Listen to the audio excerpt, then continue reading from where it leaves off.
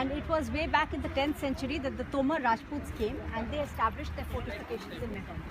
And the fort, unfortunately, we only have remains of the walls today. It was known as Lalpur. And behind the Mehroli, behind the Qutub Minar actually, in the Mehroli village, we see remains of the walls, nothing else. That's all we see today. So this area was inhabited by the Tomar Rajputs. Then we have the Chauhans. You may have heard of Prithviraj Chauhan. He also ruled from Delhi. And what he did is he expanded Lalkot. He made his fort, which was bigger and which was known as Kila Rai Pathar. Again, we have only fragments of the wall of that. We do not have anything else that remains from that period.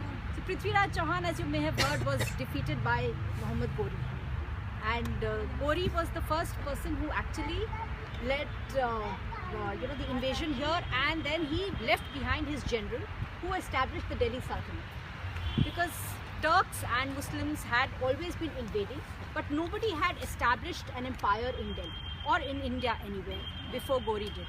So it was in 1192 that Ghori defeated Prithviraj Chauhan and left behind Qutubuddin Aibak, who was his representative. And Qutubuddin Aibak laid the foundation of the Delhi Sultanate.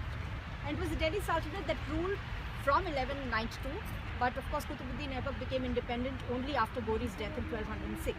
So from 1206 to 1526, when Babur comes, we have actually the Delhi Sultanate ruling from Delhi. And they based themselves from Mehroli, in Mehroli to begin with, because obviously there was a population here, there were forts, there were palaces, there were buildings of other kinds. So it's much easier to start ruling from an area which is already inhabited. So this is where they based themselves.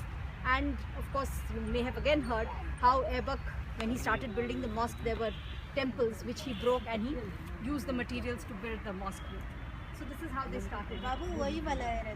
Now where we are standing, what we call today is the Bengali archaeology. And it is a monument, the current as well as the period they belong. We see different kinds of monuments on our walk today. We'll be seeing what we have are mosques, what we have are tombs, what we have also is a Bauli, which we'll be seeing. And we'll also be seeing a tomb which is reused. So we have different kinds of monuments. Okay? So I hope you enjoy the video.